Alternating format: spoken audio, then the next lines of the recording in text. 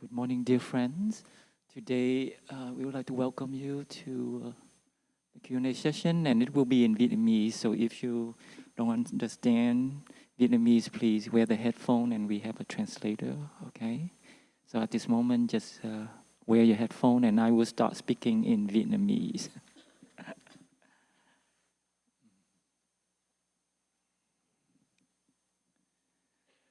Yeah, con kính bạch xong kính. All right, thank you, dear Thai dear community. Today we will have a session of questions and answers. First, I'd like to invite everyone to come back to your breathing. Establish your presence in the here and the now. Outside is cold, but there's enough warmth in here. So let us come back to our body, being aware of our breathing, feeling at home and at peace, and the three sounds of the bell will help us to do so. Just enjoy our breathing. I'd like to invite you to listen to the bell.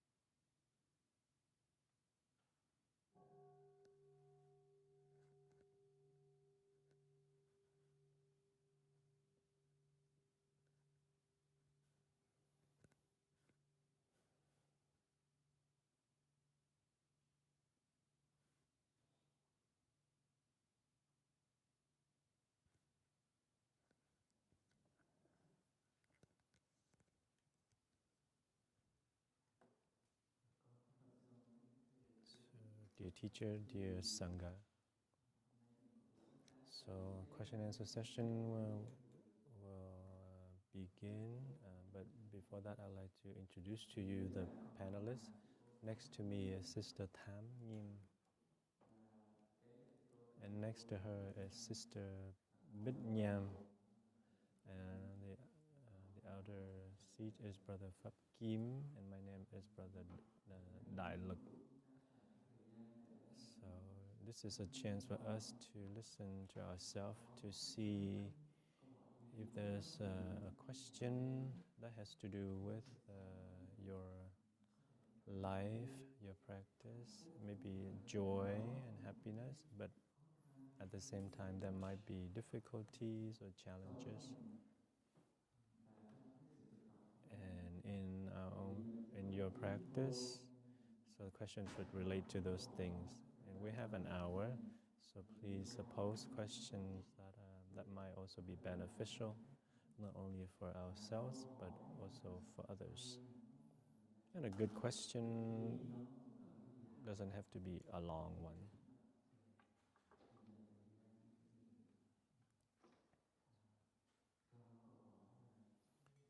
So take some time to reflect if you have a question. We have a hot seat and 3 cooler seats, but no matter, don't worry, don't be afraid. If you're ready to ask a question, you come and sit here. And before we pose a question, listen to one sound of the bell, so that your question can be more apparent. And the monks and the nuns will also take time to respond to your question. So try not to ask questions that have to do with theories or abstract. AI is very good now that can answer facts. So you can use ChatGPT or Gemini that will answer fact-based questions. So who's courageous ones? Come up. We have a lot of young people today also. I'd like to invite them to ask their questions too.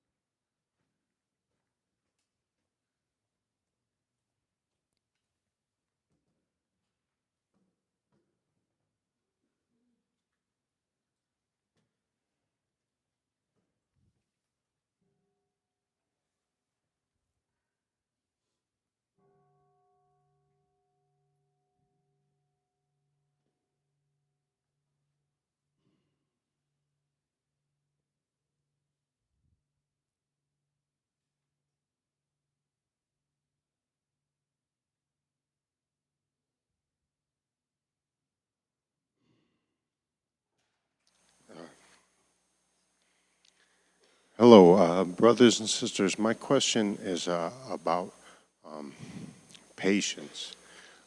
Ty, our teacher, seemed to have such patience, and I've learned the teachings say that to overcome hatred and anger, we need patience. And it seemed that Ty had so many reasons to be angry, and yet was so patient. And my question is, I get angry. I have problems with in my own life with anger and losing my cool. And my question is, how do we cultivate patience?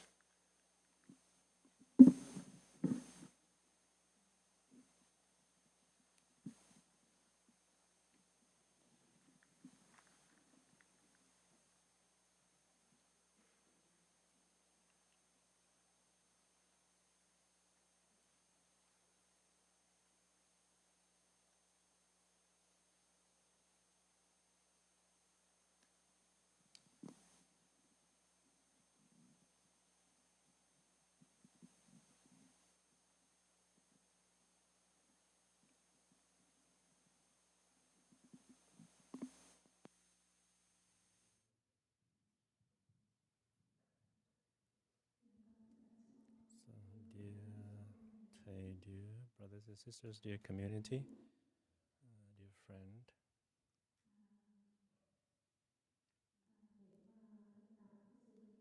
to practice patience, there needs to be a number of elements. In our present society, our lives are very fast. We have fast food. We do things very quickly so that we can catch up. Because time is considered as money, but time's also for us to live. So the method of practice Thai has always taught us is that patience is a mark of true love. When we live in the fast lane and chasing time so that we can create material things, we lose the opportunity to stop, and therefore our emotions also fast, and it comes and goes, and it has ups and downs. So the practice is to pause, to stop, to recognize what's happening in us. And anger usually accompany reactions, emotional reaction. So when we're angry, it's very difficult to control our emotions. Anger also is influenced by foods. When we eat meat or processed foods or fast foods, there are hormones in those types of foods that cause us to be more angry. And if we don't practice stopping, we'll always be influenced by these sources of nutrients that come inside us.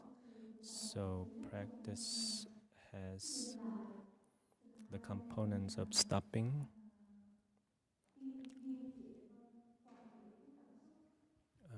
Second is to handle these emotions.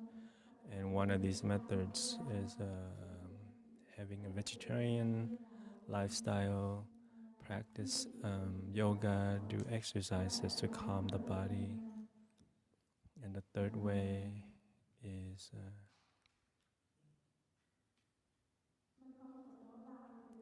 not to ingest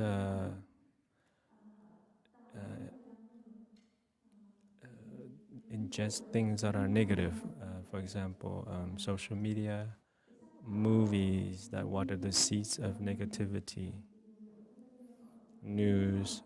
There are a lot of violent news in the world and broadcasted upon the TV and the internet. So practice in such a way that you are not overwhelmed by those sources of inputs.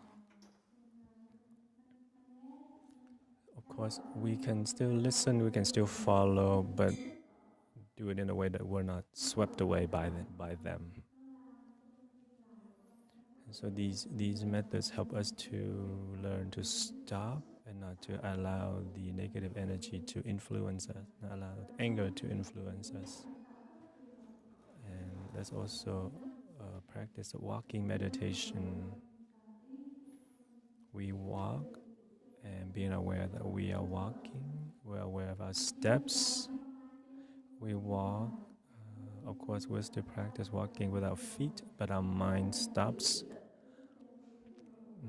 And that is by being aware of our steps, being aware of nature around us, being aware of the people walking with us.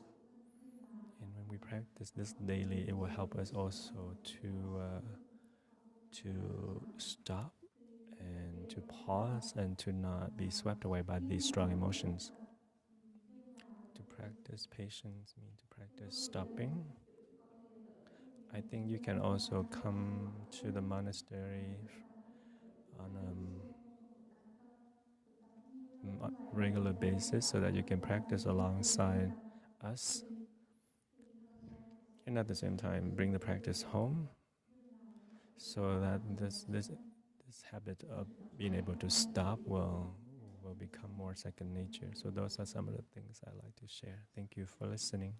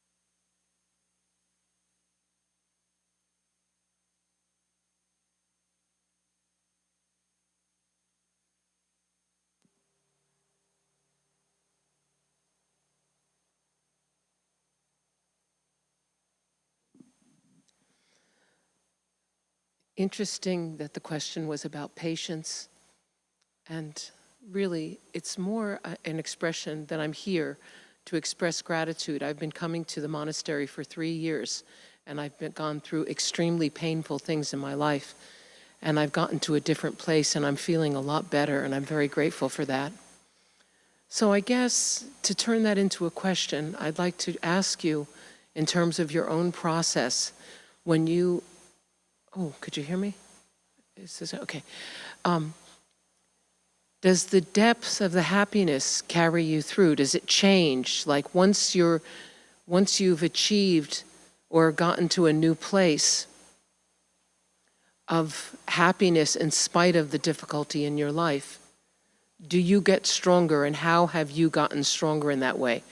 So the expectation of there's a continuum, that I'll continue to get better and better.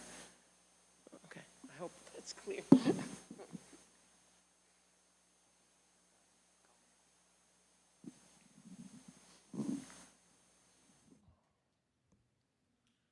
Hello, hello.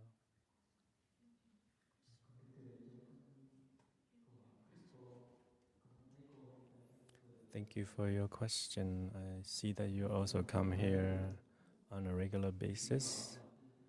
I think it proves that when your mind is calm, you're able to let go of the anxieties and worries.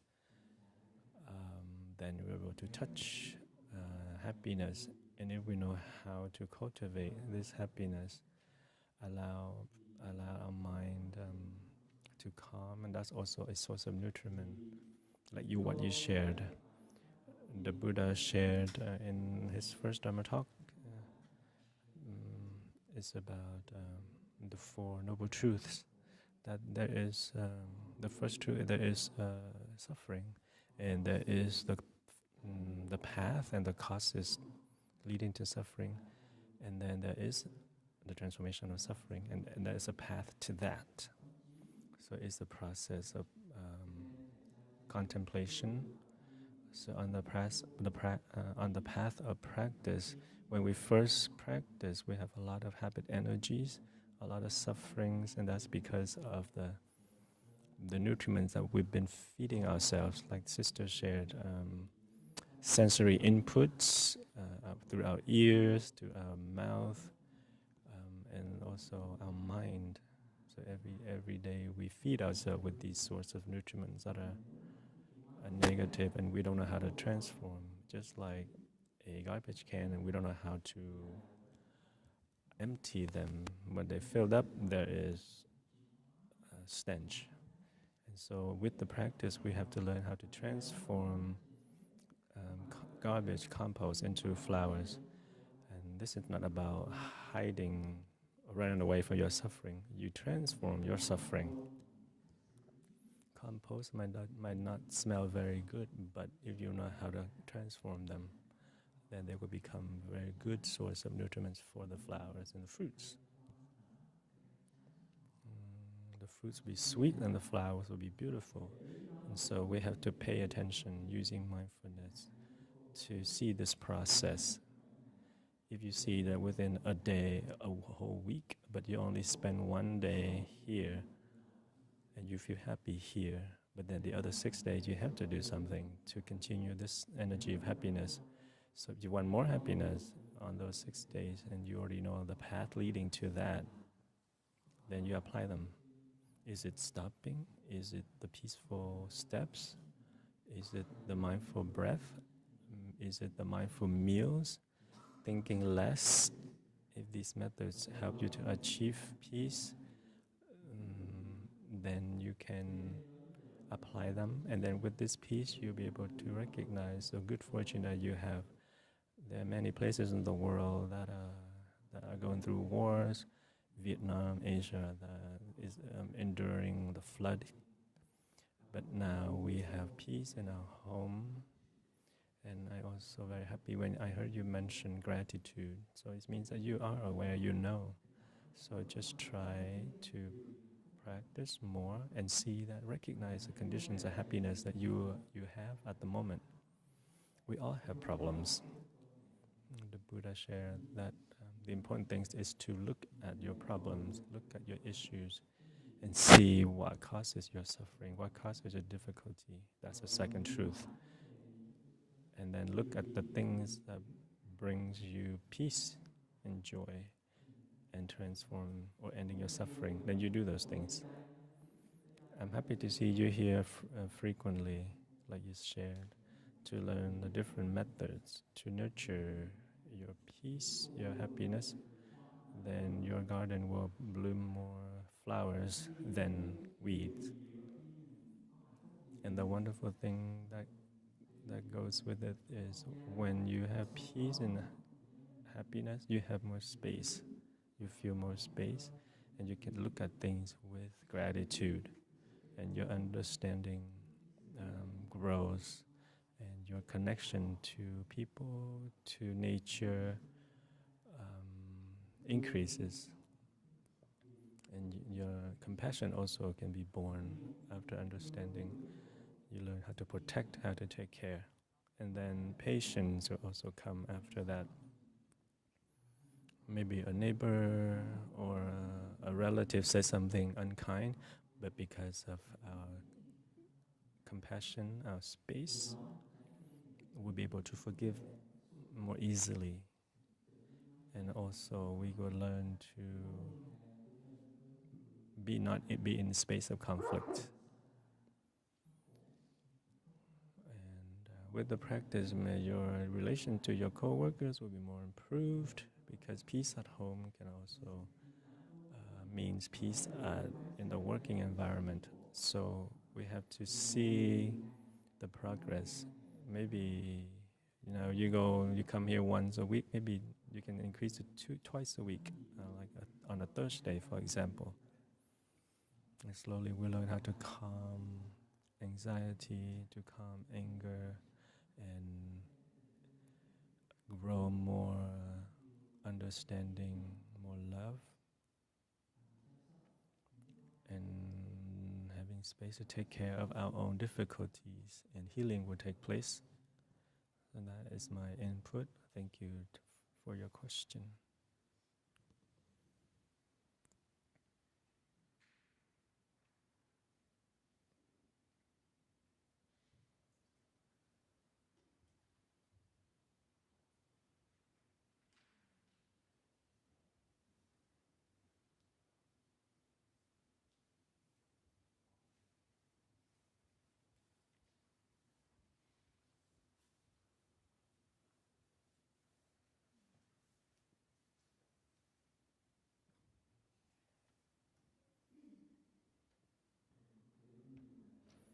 I see there's many young people here. I don't know if you're shy. Maybe we can invite a young person to come.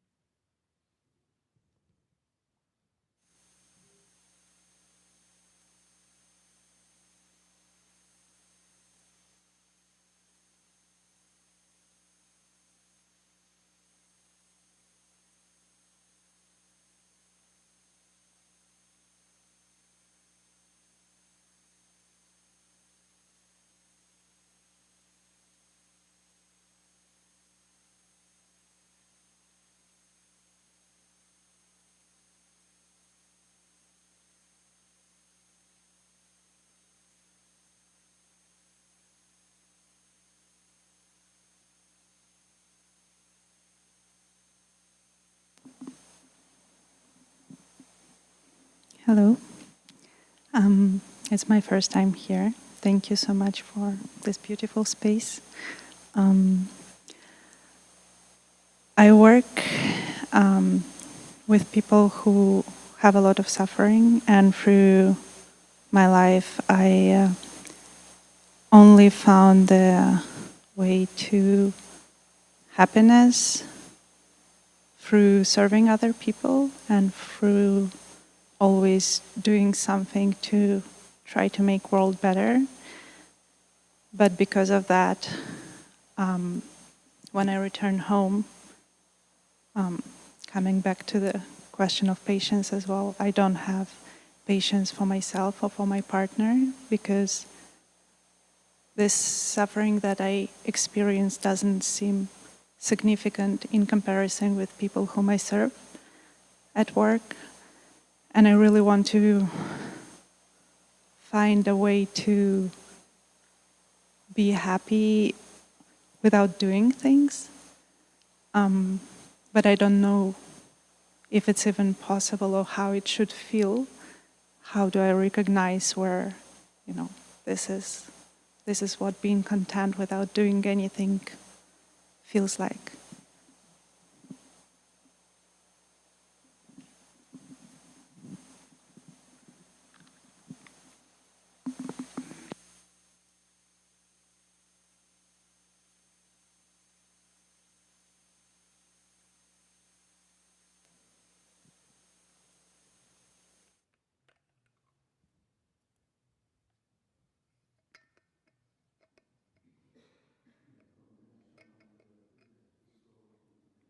Dear Thầy, dear Sangha,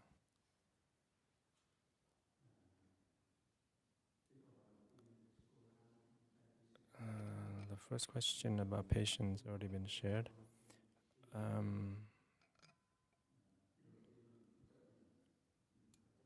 I think what I can share is the first thing is to learn to accept our situation. Maybe there is a conflict between us and our loved ones, or even not having patience.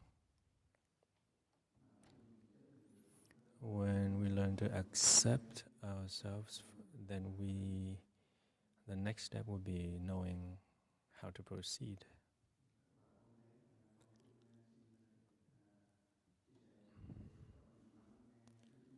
I can also encourage you to practice listening to the bell. When you come here, you see that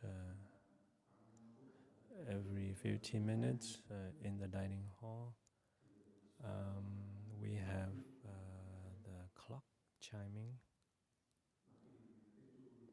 When you hear the chime, everyone stops and comes back to their breathing. And listening to the bell at the same time, we can listen to our heart. Feeling, are we in a hurry, or the conversation that was on pause, you feel at a loss, so you listen to these things too inside you. And practicing stopping like that on a regular basis, slowly you will be able to recognize your physical reactions, your mind, and that also grows, makes stopping easier, and you feel an increase in patience. In my first years of practice, when I hear especially the clock chimes at 12, and I feel so impatient because you have the chimes and you have the 12 sounds. So every time that happens, I have to count and try to get to the end so that I can resume my work.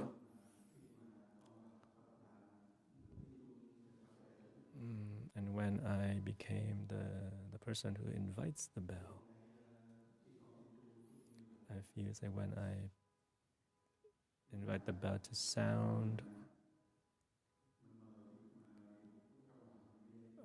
I invite the Buddha in me to manifest and sending my heart along with the sound of the bell, and hoping that the person who listens to the sound of the bell also will feel the same way I do. So when I practice listening to the bell, I calm my mind and come back to my breathing and being aware of my in-breath and my out-breath. And the second practice I can suggest is every morning when you wake up, don't just sit up right away, but remain lying down on your bed and breathe in and out mindfully a few breaths, and being aware that the body is waking up. And notice that you're going to have the next 24 hours that you vow to give yourself joy and happiness. And just lie there and breathe for a little bit.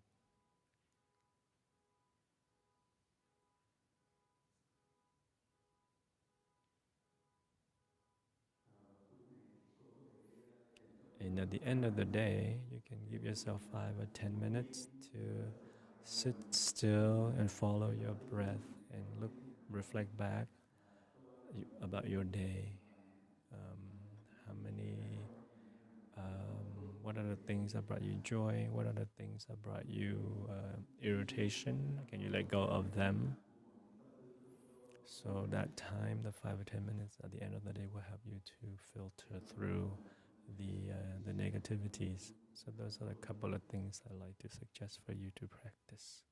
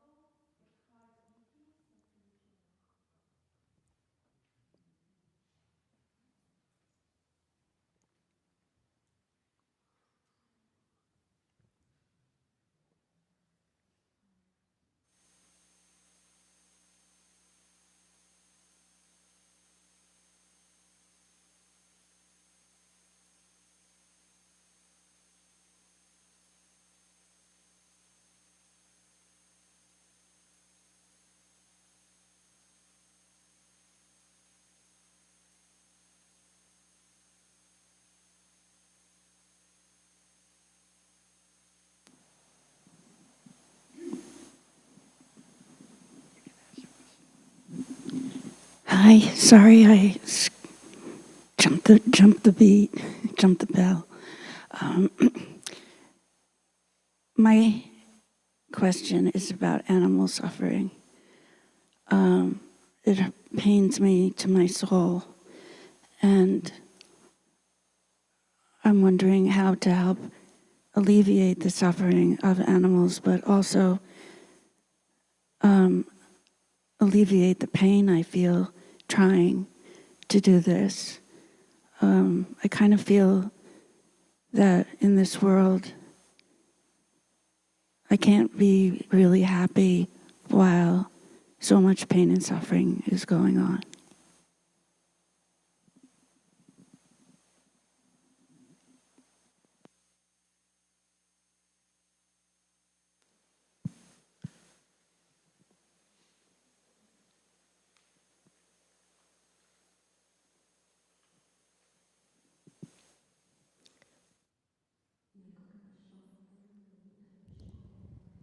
Lưỡi thầy đi Sangha.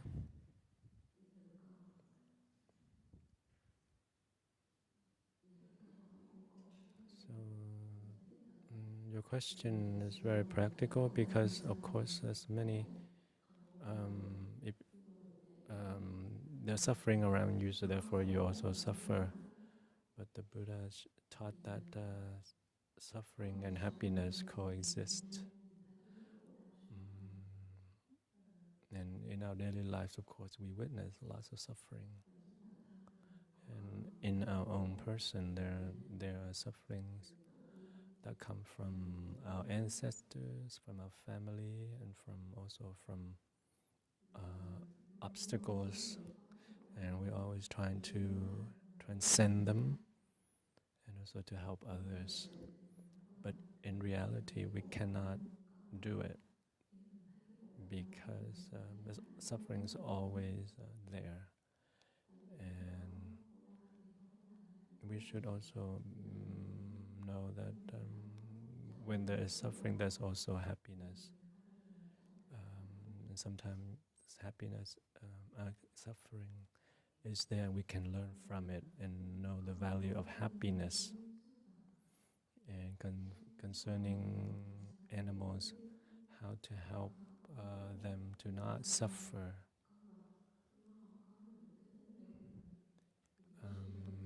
Animals may not have a thinking process like we do, but they need our compassion. When we are violent towards them, they will suffer. But perhaps their suffering is different type of suffering than humans. And as human, we have lots of ups and downs. Because we're not as simple, we're too complex. We always complicate things. If we look at things in a simple way, then our mind is lighter. When we look at things and we see everything so complicated, then the mind becomes complicated and our mind becomes entangled. And whatever we do is an entanglement. For example, we are at work,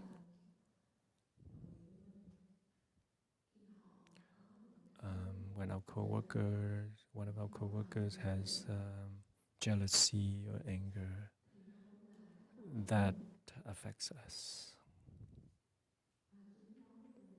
And right there, we see that suffering came from outside. So the source is from your coworker. And if you're not strong, you're not stable, the person next to you can cause you suffering. And so the practice for that is to come back to yourself and cultivate happiness in yourself. We have to tell it to ourselves. We have enough suffering already. We need to bring in more, and I will take care of the suffering that I have now, and not to add any more. When you tell yourself this, maybe a little peace can be achieved. Otherwise, we would just keep asking the question and never actually accepting what's happening. What is our presence? always want to transcend suffering, to solve suffering, but in reality, when we look deeply with the practice, we see that suffering is one of the elements for happiness, for stability. So for example, we might go hungry for a whole day, and that is suffering.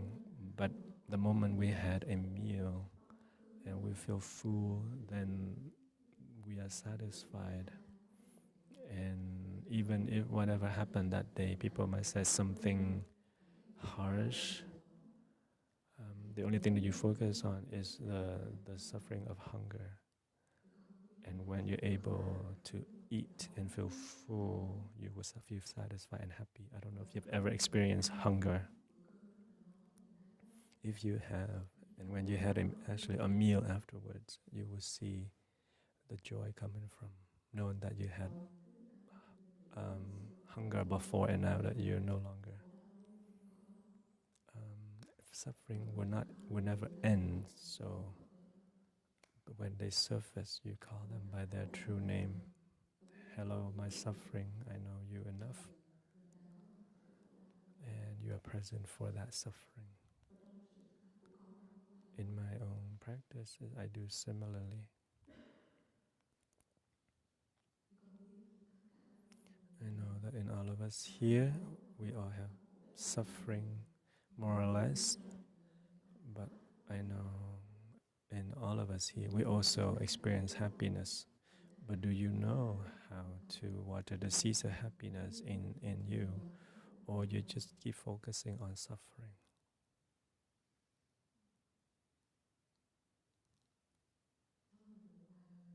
So those are some of the things that I like to share with you. No suffering, no happiness. And don't think that you have to solve all your suffering in order to arrive at a place that's only happiness and peace. But the way is to practice daily and cultivate the seeds of happiness. And knowing that society have a lot of suffering, don't create more. We have a lot of suffering in the family, don't create more. Don't add to the increase in suffering in society. Come back and take better care of yourself. Bring positive energy out and share. Thank you.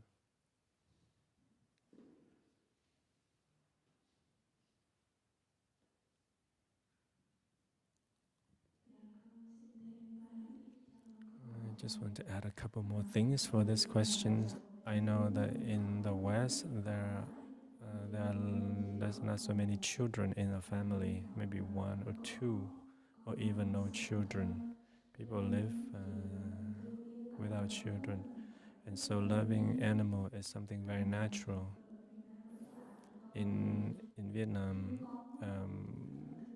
there are many children in a family, and so there's a lot of love. And so this love is divided into the children. But in the West, maybe because you don't have many children, and so that love extends to animals. And so, of course, naturally we suffer when we see them mistreated. Love has to go in tandem with understanding. And if you want to, when you see that the object of your love or affection suffer, of course you suffer. There's a story that I shared. There was a mother that loves her son so much, but like blind love, without understanding. So when the son got married, she does not like the daughter-in-law, and because of that, she became hateful towards both of them. And she did not understand the reason, so therefore she continued to suffer. And she thought maybe they both died and that she feel happy. And so she poisoned their food, and they ate and they died. And of course, her suffering increased because she did not understand her son or her daughter-in-law. So that's a very, very strong story. So therefore, when we love, we have to understand. Don't get caught in the love and love blindly. We can love someone and still be independent. But if your love became dependent, then it causes suffering. So I hope you can understand what I tried to share. You can love but have independence. So you're both free, and the object of your affection also free.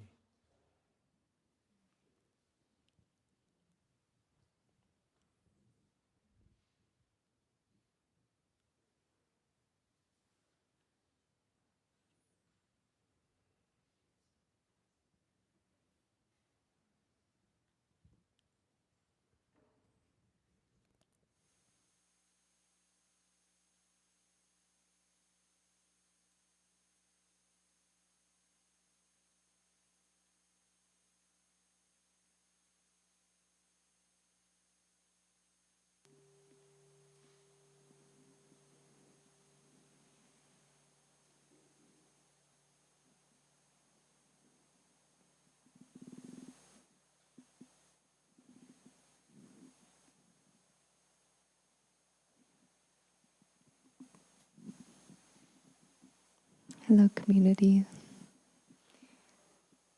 My father recently had a near-death experience because of an addiction, and I'm wondering about entanglement and simplicity of how I can show up in relationship with my father to support him after this close brush with death. Thank you.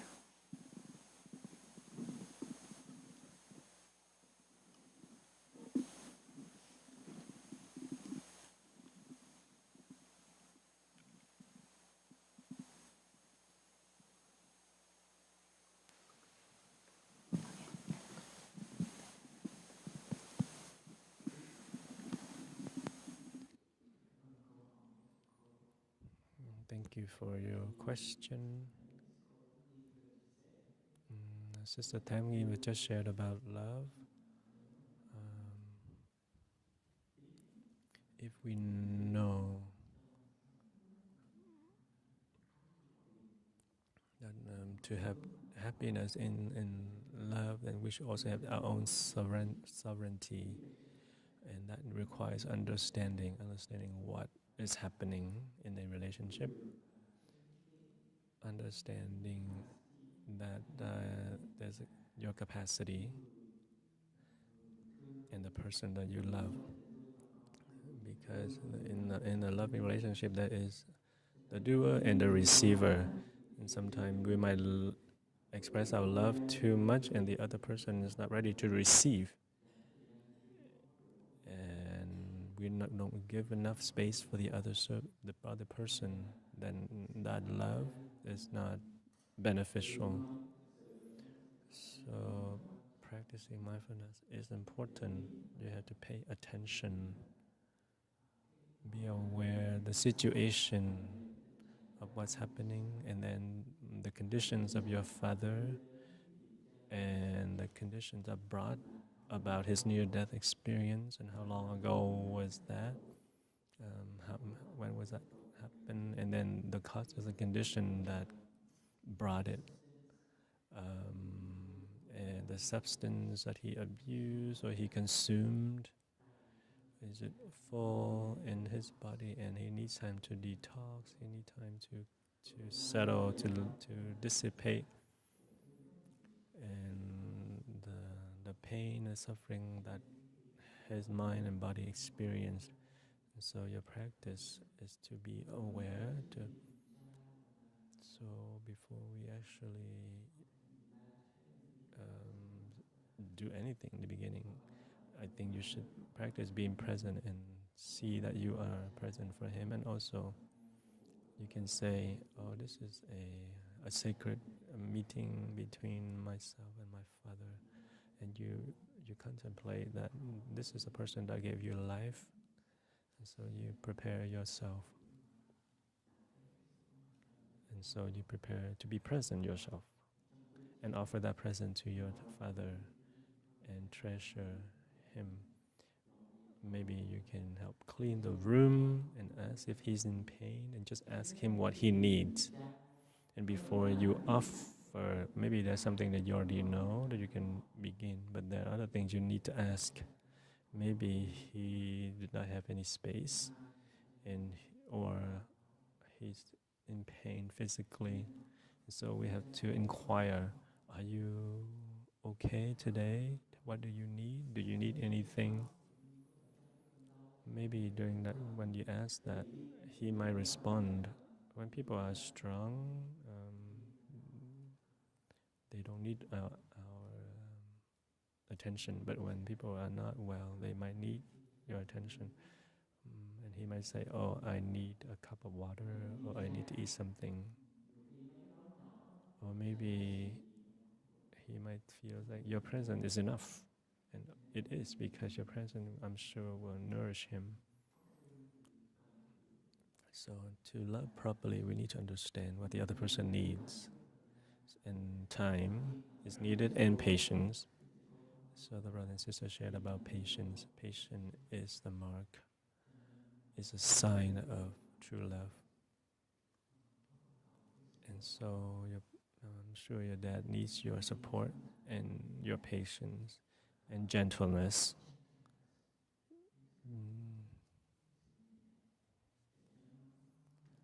So it can help to warm his heart again.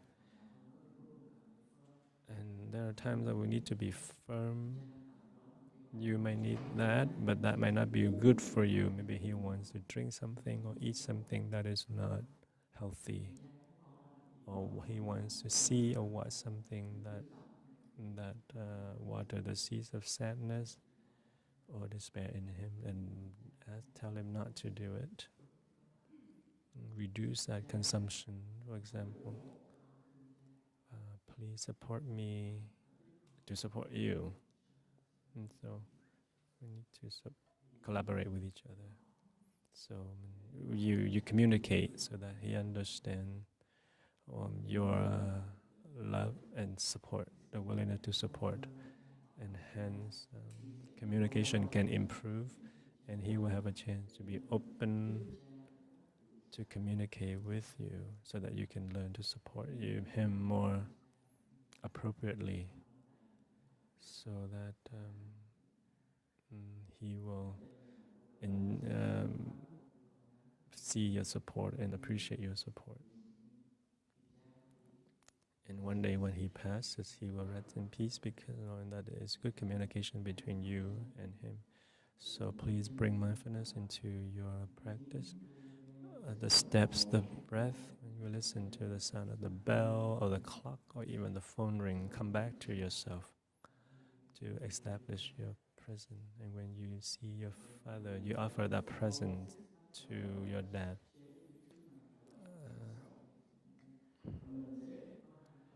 And we have 6 mantras, but I'd like to share 2 with you. The first one is, I am here. And then, I'm here for you is first one. That means establish your presence. And the second mantra is, I know you are there, and I'm very happy.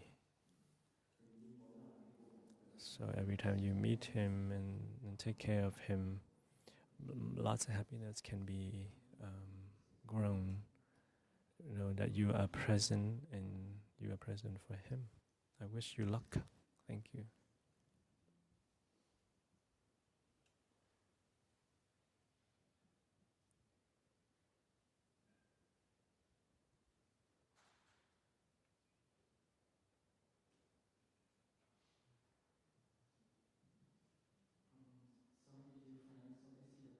Con xin lỗi, cái này là câu hỏi cuối cùng. That's the last question.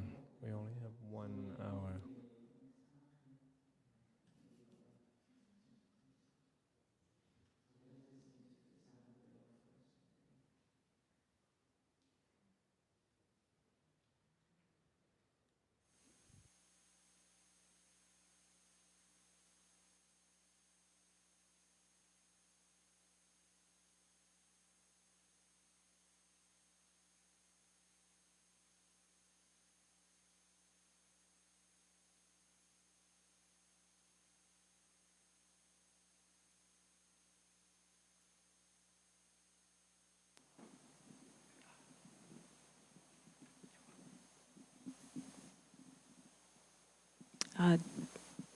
Hello, community, dear brothers and sisters. Thanks for this opportunity. So I'm a very slow decision maker, very. A lot of difficulty making decisions. And just a little story. When I spend a lot of time with my sister and my niece, and if I'm cooking dinner, it's like I'm afraid to add too much pasta to the pot for some reason. And so my sister always says, well, put all the pasta in the pot. And sometimes I just leave like a little bit in the box. And I don't know why, but this happens all the time. She said, did you salt the food? Salt more. All the time. Why do you just leave a little bit? So, I mean, it's a little story about me, but oftentimes, it's like I could be aware of the situation, but I don't know, something stops me. So, and this obviously is more than just pasta in my life. There's a lot of things I want to change, but then I can't do that. So, I guess it's not so much like to be aware, but the bravery to take the action, So that's my pasta story. I'm curious what you have to say. Thank you.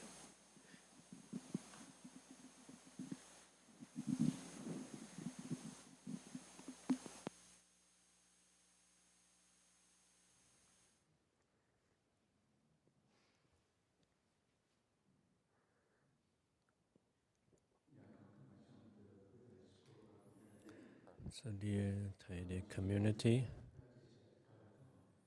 so I try my best to answer this question.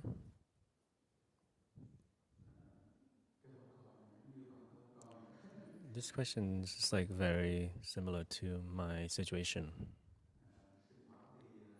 Sometimes in the monastery at 6 o'clock we have sitting meditation in the morning. And I'm the type of person who just seems to delay or procrastinate. I would, the meditation hall is about 20 meters away, and it probably takes 2 minutes to get here from my room. And it takes 2 minutes for me to put on my coats and robe. And preparing for that is about 1 more minute, so about 5 minutes in total. So I usually would wait until like 5 minutes till to start walking to the meditation hall. And I read a story one time that in the situation that you see someone is about to drown, and you want to rescue that person, do you think about the time when you had to take out your clothes, your phone, and think about the way from where you are to reach a person, and how much time you need to swim to rescue the person and bring the person ashore? Or at that time, all you need to do is to go and help the person, and you bring the person out of the water. So you don't waste time thinking about, or that person, what kind of language does that person speaks, or what happened to that person in the first place? How did the person get into the water? So when so that changed my behavior. So when I wake up, I just wake up and then go to the meditation hall. So I would suggest that when you do something or decide on something, don't think too much about it. Like, oh, when I cook, this is only that much that I need. You can just take a guess, and if you cook for 3 people, you guess maybe sometime there's extra leftover. And that's okay, and people can actually enjoy a little more. In the monastery, sometime when we cook for, on the brother, we cook for about 40 people on the brother side. weekly. And when I cook the rice, I can make a guess. Maybe I can guess for about 40 people. Say we need 5 bowls of raw rice to cook for 40 people. I always add half a bowl. And when I do that, I know that I want people to have enough to eat and actually feel full. And so you can reflect in the things that you do, and you need to decide what is the purpose. The purpose is to create happiness for others. And so therefore we need to do away with the peripheral things. Do you want to offer a smile to another person? Do your best to do so. You can take time to breathe mindfully and reflect on how you're feeling at that time. So that's a few things I'd like to share and suggest. Thank you for listening.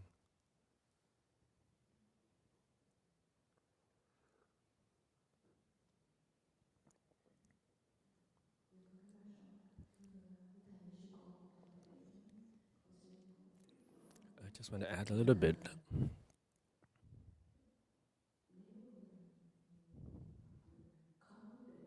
If it is difficult to decide on something, that means that we're not definite. We don't have determination. In my own practice, when I have to do something and I'm not ready, then there is a feeling that I'm not absolute.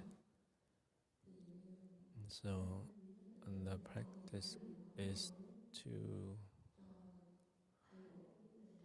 if you want to change that situation, start with the small decisions and reflect. And with the small decision, you learn to be absolute and just follow through with it. Be determined. And then slowly we can apply them to a larger decision that has to do with difficulties or that has to do with feelings and relationships. So look deeply into the feelings and the mental formation, and I think by looking deeply you will see the root causes of why this indecision, and you're the only one that would know what the causes are. Thank you.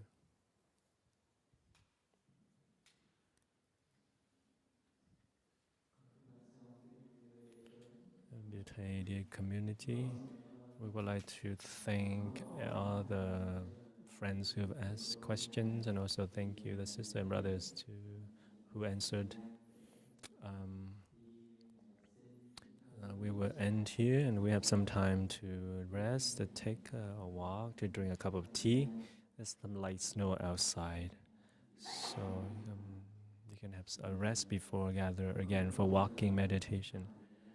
Some answers needs time, it needs a practice for them to manifest, and sometimes we need more conditions and for an answer to manifest.